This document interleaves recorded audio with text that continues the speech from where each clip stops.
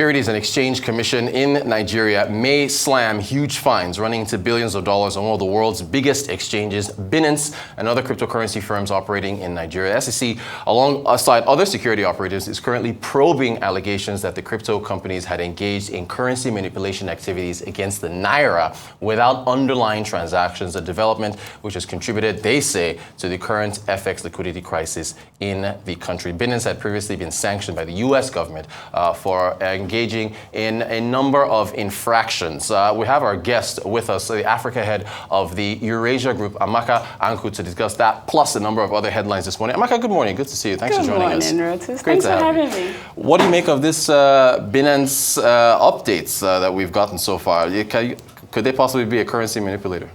We don't know, right? That's the short answer. So we do what we know is that there has been accusations that there are potentially transactions that the central bank doesn't understand or doesn't know where the money is going. And we do know that Binance has faced charges of money laundering in other jurisdictions, right? They paid about $4 billion or something in the US. Right. So I think there's very little that we know so far as I'm concerned. And so I would want to wait and see how it plays out. What I do want to say about this is I think, right now the authorities are fighting a lot of fires when it comes to this currency issue, right? I think what we're not doing is thinking about how, let me put it this way. Yeah. Oftentimes in societies, especially in Nigeria, currency is about confidence, right? And the elites in the country will choose to either hold your currency or not based on how confident they are about the future of the currency. And so putting aside whatever criminal stuff might be going on, just the idea that people want to move Naira, hold something other than Naira, I think there needs to be a better effort from the top to bring the elites along with, here is the vision for Nigeria, what we want to see in the future. This is what we're working towards. This is how we're going to get there. And these are the trade-offs that we're going to make.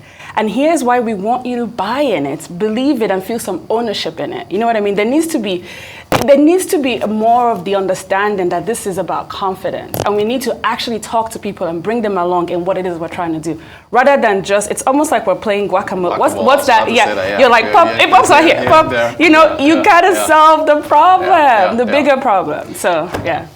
Speaking of FX problems, Egypt's President El-Sisi saying they've gotten one partial part of the $35 billion investment from the UAE. Is Egypt enjoying, because Egypt has the same currency issues that Nigeria has, is Egypt enjoying a regional advantage with the wealthy Middle East nations that Nigeria doesn't have? Yes. Yeah? Short answer. Yes.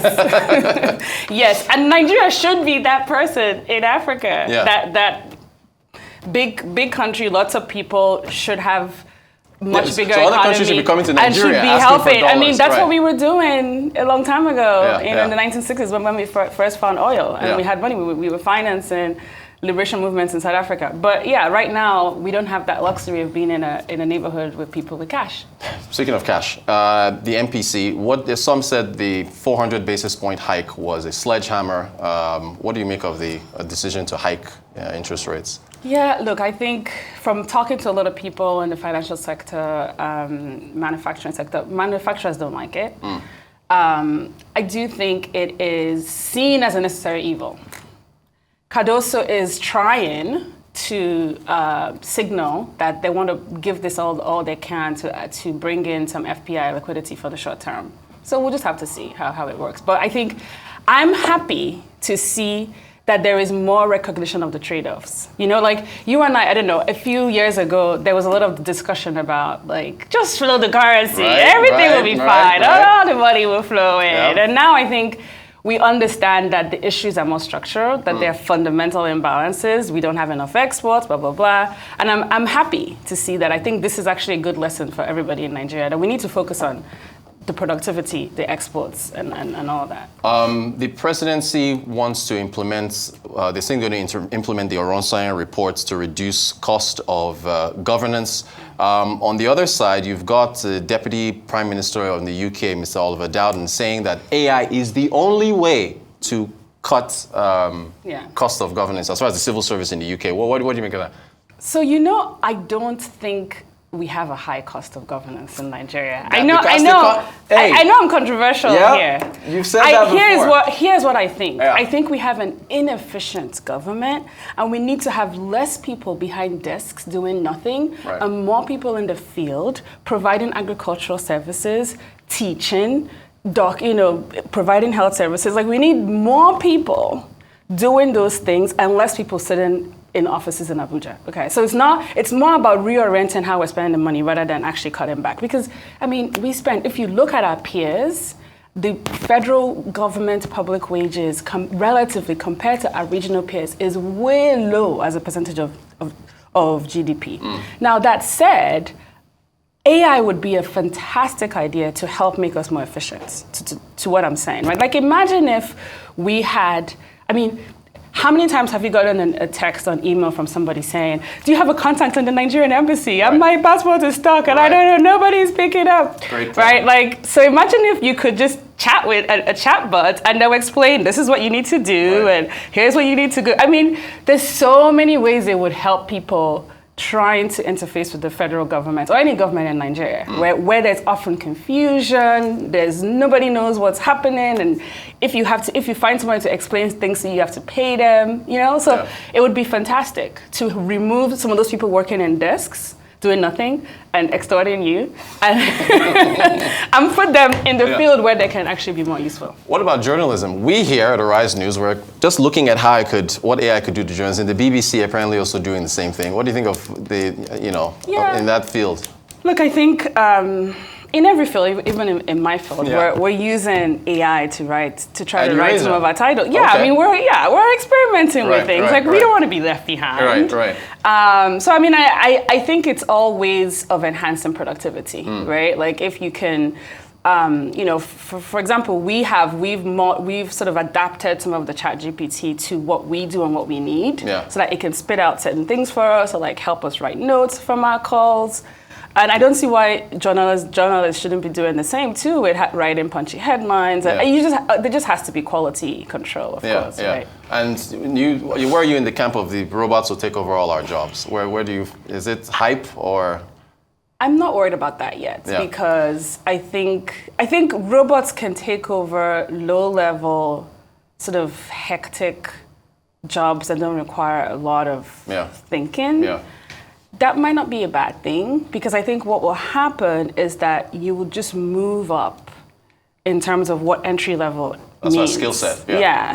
So people coming out of college, it's tricky. I think for people like us who've been around for a while, it's going to be very hard to replace us. Yeah.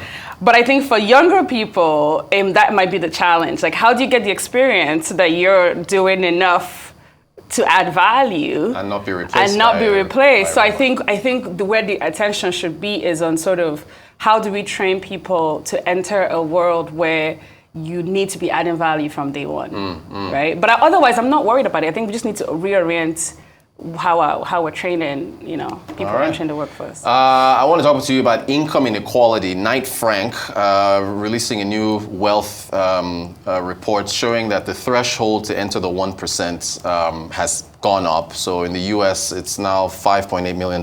In Monaco, it's almost $13 million.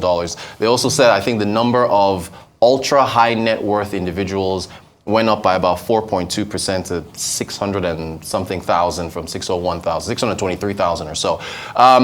As the wealthier you were talking about the elites being carried along in Nigeria with currency and stuff. Well, what do you make of income inequality and the rich folks increasing in number?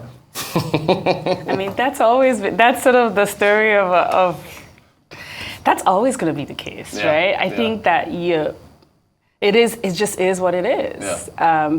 There's never going to be a world in which, we've tried it, right? Like with Marxism and blah, blah, blah. There's never going to be a world in which somehow the people with capital don't sort of have an advantage. I mean, I think that's always going to be the case. And what we need to be doing... Tax them?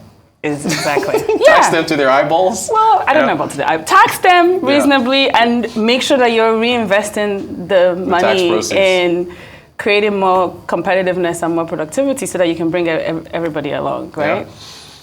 What's your outlook for Nigeria? Are you cautiously optimistic? Are you with where President Tinubu coming out today saying he's taking full responsibility of where things are in Nigeria, and there's the currency issue, there's the monetary policy side, and so on and so forth.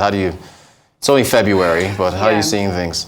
So look, I think that there is more confidence in members of the economic team. So like Cardoso versus Emefiele, there seems to be generally more confidence in the business community about what he's trying to do. Improve transparency, improve predictability, improve regulation.